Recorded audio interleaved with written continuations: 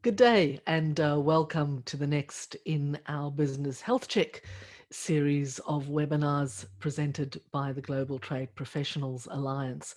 It's wonderful to have you with us today, wherever in the world you might be joining us from, whether it's morning, afternoon, or indeed evening, wherever you are. Welcome. And it really is good to see some familiar faces, so to speak, certainly some familiar names online. And we look forward to having you with us over the course of this session.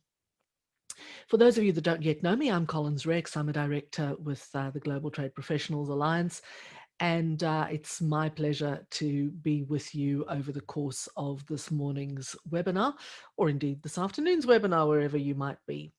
So for those of you who have joined us today, you would be familiar with the fact that we've now started a new series of webinars. Over the course of the month of September, we're going to be looking in some detail at e-commerce and what it is that you need to do to make your e-commerce business a success. And today we kick off with understanding and defining e-commerce markets. It really is very important when you start thinking about getting your e-commerce business up and running, or even if you have been doing it for a while, but you've been doing it on a fairly ad hoc basis. It really is important that you approach your e-commerce business in the correct way. Now, in today's session, where we're looking at defining those markets, we're going to be looking at research, which is really important, e-commerce penetration in some of the main markets of the world, ease of doing business in markets, and finding the right fit for you and your product. Now, remember, selling online is still selling, and doing business online is still doing business. All the rules of doing business and engaging with your customers applies, irrespective of whether you are selling online or selling face-to-face. And exporting online, very importantly, is still exporting. You need to know your obligations under the law of the country to which you're exporting. Understand the duties and tariffs that apply to your product. Be aware of any potential non-tariff barriers to entry and have a strategy for dealing with them. Now, what do we mean by non-tariff barriers? Well, tariffs are easy. That's the duty that's levied on your product when it enters a particular country. And every country has rules and regulations that govern not just goods that are exported in the traditional manner from business to business, but also goods that are imported into a country via e-commerce. There are certain minimum sales quantities that apply, and above those, duties and tariffs still apply. Non-tariff barriers, however, are those things that make it difficult to do business in a particular market without taking into account any duties or tariffs that are levied on the product. So they could be things like ease of entering a country, efficiency of postal delivery, for example. And at the moment, where COVID-19 has really slammed a number of delivery services because so much business is being conducted online, that could certainly present certain challenges and could be seen as a non-tariff barrier in some markets. You also need to know, very importantly, what those logistics issues are that you face. So, for example, do you need to have in-country warehousing operations to efficiently get your product into the hands of your buyers? It could be a necessity by law in some of the countries that you're thinking about. Now, today, we're not going to go into any detail for logistics. We'll be dealing with that particular issue in some detail further down the track over the next few weeks. Today, though, it is very important to focus on doing things the right way from the beginning, and that means you need to do your homework. Market research is critical to successful e-commerce. If you know what your target market is, you know everything there is to know about that target market and the consumers in that target market for your product, you will be successful. If you have knowledge of your market, you can decide very accurately what motivates buying decisions in that market. And that will help you choose the correct market. It will help you to determine the product or the service that you offer in that market. And it will help you to establish a pricing plan and a selling strategy. Now, pricing is something we're going to be looking at in some detail over the next couple of weeks. So put that one on the back burner for now. But it is important for you to understand that not every market is equal.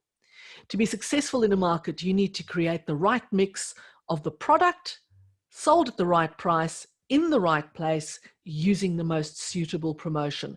And what you do successfully in one market is not necessarily what is going to be successful in another.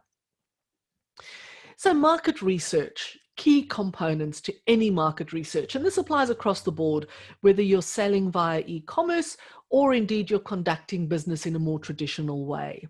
Primary market research, which includes direct contact with experts, customers, and other sources of information. Now, in the past, we would have said this involves you going to the market and checking things out. At the moment, of course, travel being what it is, which is mostly non-existent from country to country, this is you touching your potential market through things like online meetings, interviews, consultations, etc. But it is direct contact with people in those markets. Secondary market research is what we call bench research. So this is you sitting at your desk, looking at the internet, doing some Google searches, finding information about the demographics, etc. in your market, all of those things that you can find out without actually needing to speak to anybody. So what is it that you should be researching when you're trying to determine which market is most suitable for your product and or your service? First of all, product, service, and demand. Is there actually a need for what you're selling? And if there is a need, just how large is that need? So let's say, for example, you are a seller of high-end whiskey and you're starting to look at target markets. When you start looking at target markets, of course, you're going to start with markets where alcohol is consumed. That might mean that on the surface, you're going to exclude countries that are predominantly Muslim. That might not necessarily be the way to go, however, because you may find that in some of those markets, so for example, in Indonesia, which has a large tourism component to it, high-end hotels, restaurants, etc., could very well be an outlet for your high-end whiskey, particularly if it is a premium product. So it is very important for you to look in all the aspects of your product and your service and the market that you're considering to see whether there is a demand and how large is that demand. The culture of the market in relation to the product that you're intending to introduce. You need to be comfortable that the product of the market that you're researching fits your product. And that includes things like religious beliefs, gender dominance, so is it a male or a female dominated market, age-related beliefs, etc. If you have a product that is aimed at a very young target market and the market that you're researching is an aging market with fewer young people, you might want to reconsider going into that market, for example. If what you're selling is a pork product, for example, you might want to rethink going into a predominantly Muslim market, or indeed a predominantly Jewish market. Appropriate online marketplaces are very important to research. The marketplaces that you have selected for your product, do they suit the attributes of your product, and indeed are they available in the target market that you're considering? Remember, not all target markets allow all marketplaces, and some have a preference. So if you're going into China, for example, you want to be looking specifically at marketplaces that are accessible and available to the Chinese market. Promotion. How is it that you are able to promote your product or your service in your market of choice? What are the appropriate promotional vehicles available in that particular market? And do they meet the characteristics of your product? There's no point in choosing a market that does not allow promotion of your product in the way that you need to promote it. So if you're a pharmaceutical company, for example, and you are relying on a way to talk about the characteristics of your product from the potential of its pharmaceutical benefits, and you are advertising it in a market where they don't allow pharmaceutical advertising, well, clearly that's going to curtail your success. Look at the available distribution channels, and do those channels meet your needs? So how do you get your goods to market? Are you going to be selling directly to the end consumer? Are you going to be working through a third party? Are you going to be working through a 3PL provider, etc.? Understand what it is that you can do and the way in which you get your goods to market. Very importantly, you need to understand the competition. Now, understand that the competition in this context is not just the competition that is also selling online. It's the competition that is already in the market, that is established. It's the local competition.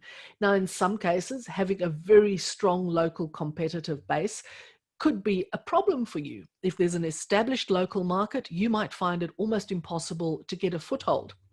But conversely, if there's an established competition, it might make it easier for you to get in because people might be starting to get a little weary of what is available in their market and they could be looking for something new.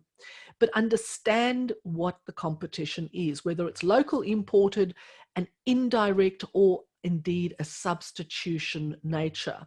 Also understand the price point of your competition. Is it a high-end product?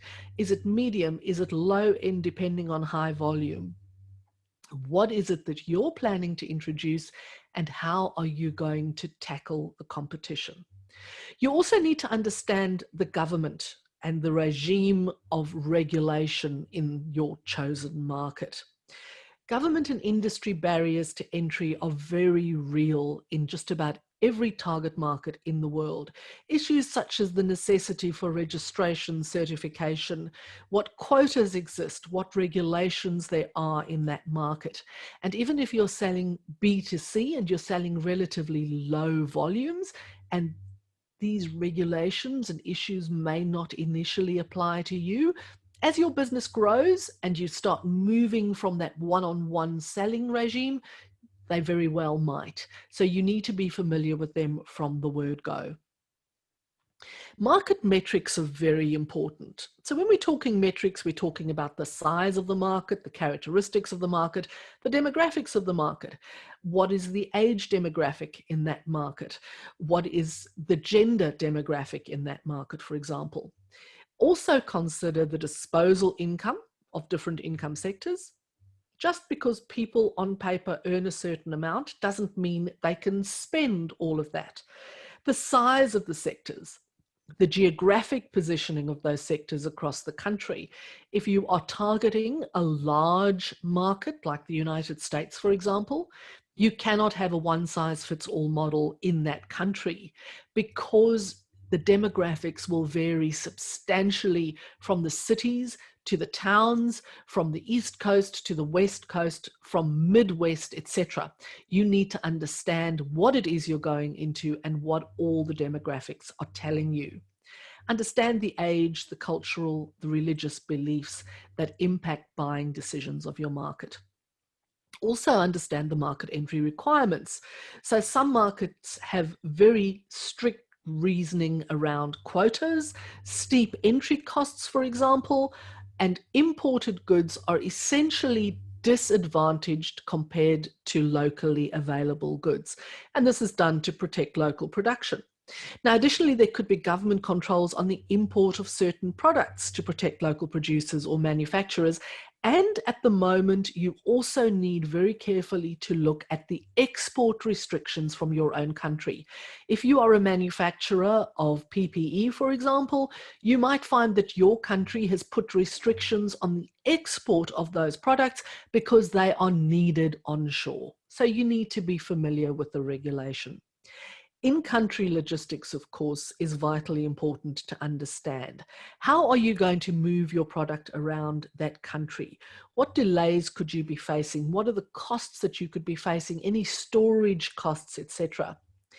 A local buyer who is buying your product online generally wants your product in the same sort of time frame as they are getting their local product that they are buying online.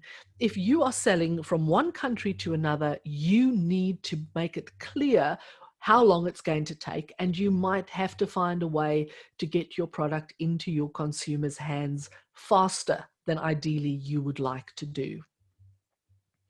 Now, if we look at the largest e-commerce markets in the world, by far the largest is China.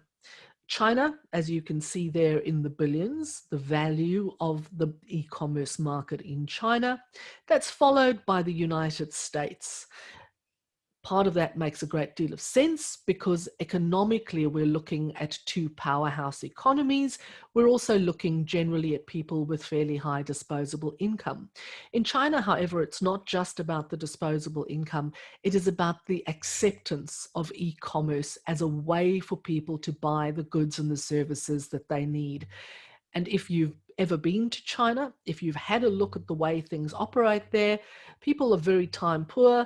It's actually fairly acceptable for you to be buying goods on your way home from work and for those goods to be waiting for you when you get home.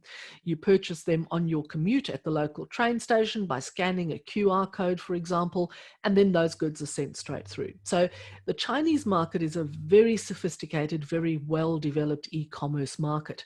Now, in some ways, that makes it easy to sell via e-commerce into a market like China. In other ways, it's more difficult because the competition is so rife. Now, if you look at some of those other figures that you've got in front of you on the screen, you'll see that a market like Australia, for example, is relatively small compared to China and the US and possibly even the UK and Japan, but that also means that it's a market with a lot of potential because it is growing. Also very important to note, Brazil, for example, which is starting to gain a lot of traction in terms of e-commerce in South America. So importantly for you to understand what the size of the e-commerce market is that you're considering to go into and the implications of the size of the e-commerce opportunity in that market. Now, it's not just the size of the market that is important, it is also the e-commerce penetration in that market that is very important.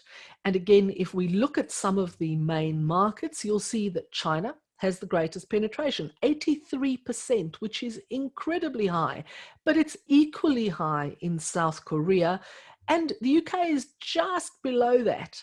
And then we start moving further and further down the scale. But by the time we get to Thailand, for example, the penetration is still 74%, which means even though the size of the e-commerce market is not that large, the acceptance of e-commerce is, and therefore it is relatively easy to do business in that market. Now, the size of the market, the penetration of e-commerce into a market, obviously all demographics that are really important for you to understand. Those are really important metrics. But even more important is the growth potential in a market.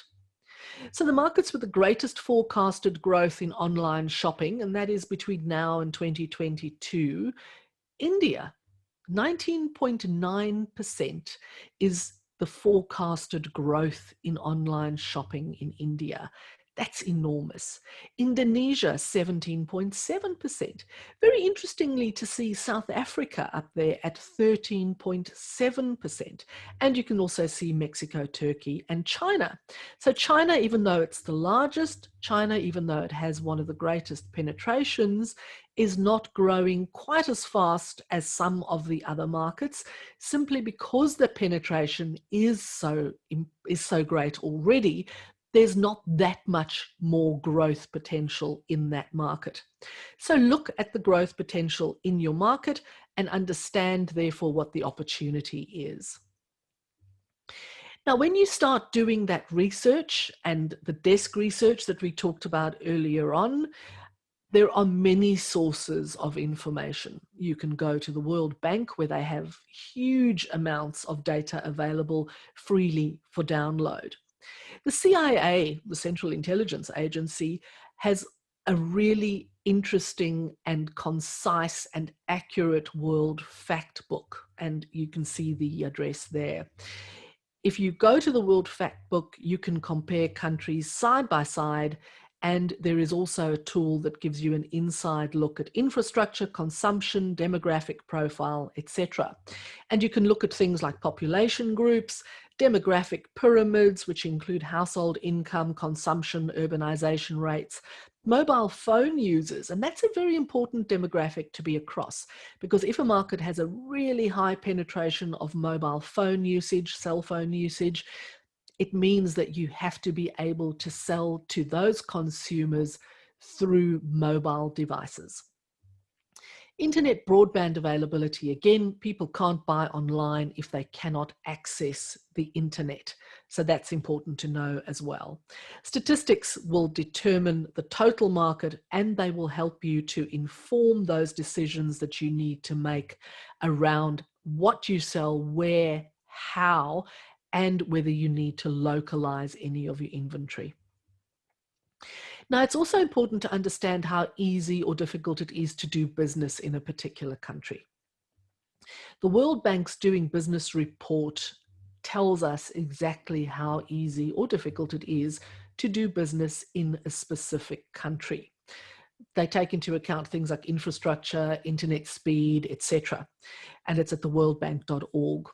It takes into consideration as well things like how easy it is to get electricity and construction permits.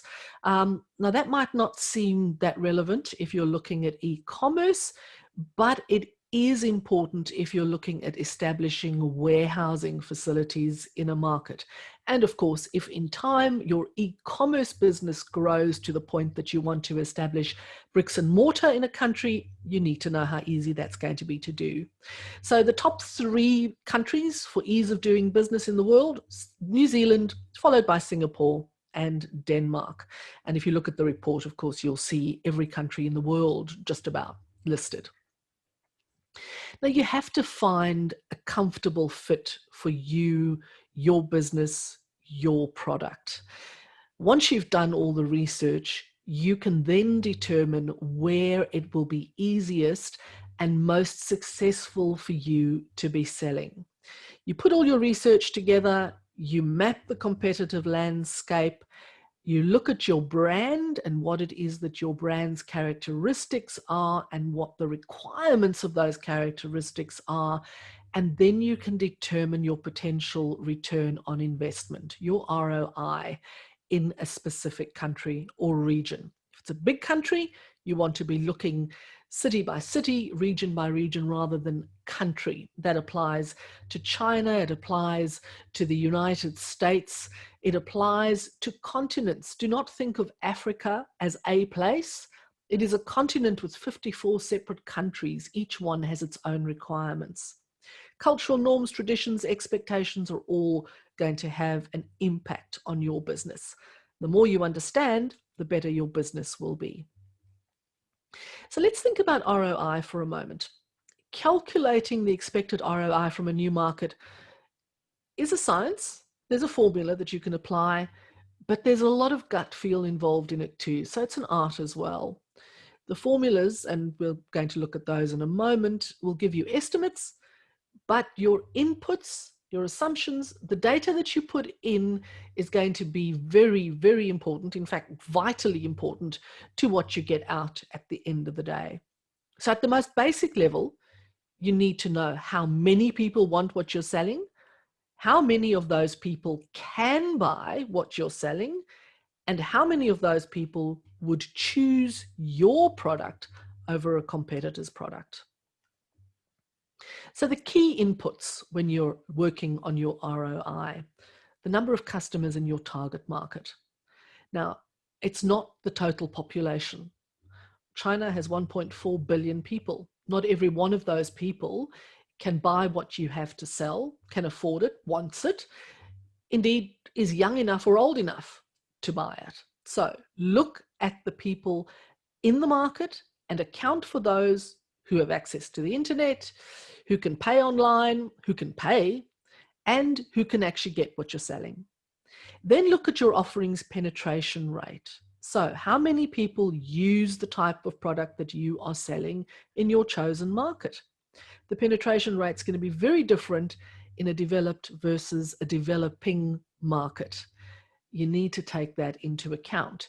If you are already selling into a developed market, do not assume that the same split accounts in an undeveloped or a developing market, because it doesn't.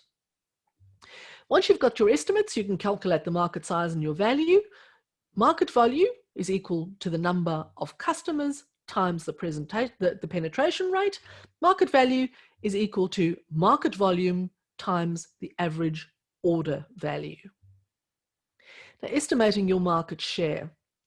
Determine your competitor share in the target market, and then think about how that competitor's market share could apply to your own.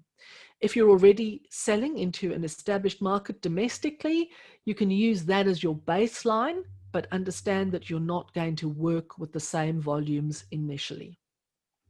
A share estimate helps you to estimate your market potential with a more sophisticated calculation. So market potential is equal to the total number of potential customers times the market share times the average selling price times the average annual consumption. And that seems really complicated until you break it down.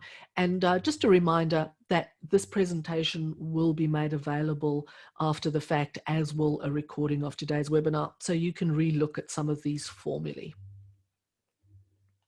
So just a final thought today. And I started off by saying this, but I cannot reiterate it enough. Not all markets are created equal. Your demographics alone shouldn't guide your decision. You need to look at the whole picture. Just because there are a lot of people in a market, or indeed a lot of people with disposable income, the average disposable income is very high, doesn't mean that your product is going to sell in that market. You need to look at it in context. You need to take into account all those research areas we've already talked about, and you need to make a calculated decision about where you go, why you go. Do it with your head. Do not do it with your heart. And finally, that brings us to questions. Now, you're welcome to post a question in the question and answer panel, and I'm happy to take those. I have had a couple of questions that were sent through ahead of today's session. And one of them is, does all of this stuff, research, etc., apply if I'm just responding to orders that are coming in through my website? Well, the truth is, yes, they do. Even if what you are doing is reactionary, your business will almost certainly remain reactionary only unless you do everything we've just talked about to grow a concerted e-commerce enabled business. It's not enough to just fulfill orders if you are serious about growing your business. If, however, yours is a small business and you're quite happy to just get the occasional order and fulfill it, that's fine. But if you're wanting to grow an actual e-commerce business, you're going to have to be serious about growing it, and you're going to have to take into account all the steps that we've just talked about. Now, I've had some questions around logistics, questions around pricing, and a few others around that more technical stuff. We're not going to go into that today, but we will be looking at all of those things in more detail over the coming weeks. So that brings us to where we're going to with the next session. So as I said, over the entire month of September, we're concentrating on e-commerce. So bear that in mind. I'm going to give you my email address in a moment. If you have any pressing questions around e-commerce in general, you're more than welcome to send those through, and we'll make sure we address them in the coming weeks. So next week, we're going to be talking about marketplaces and platforms. very important for you to understand the difference between a marketplace and a platform, but also some of the semantics around the different ones, because they're not all equal, just as all markets are not equal.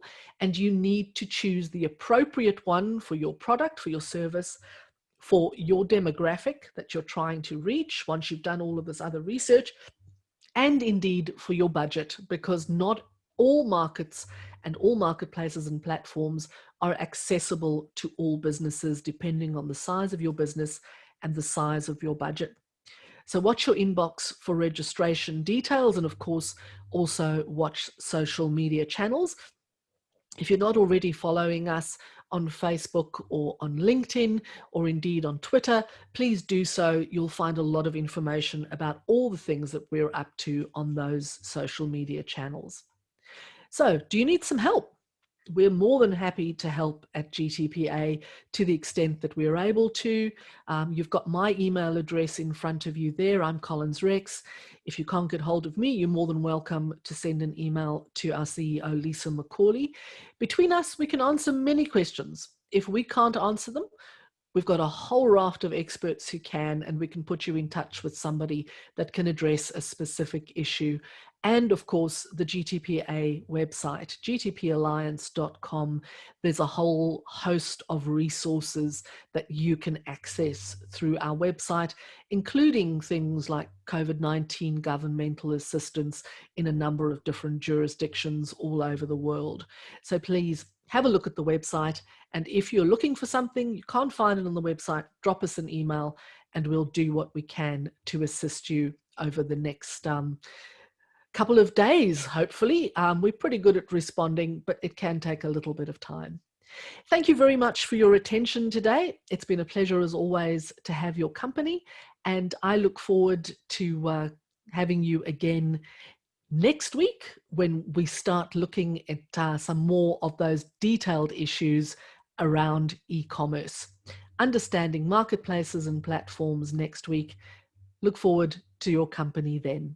Thank you very much. Have a good day, and whatever you do and wherever you are, stay safe and look after yourself. Goodbye.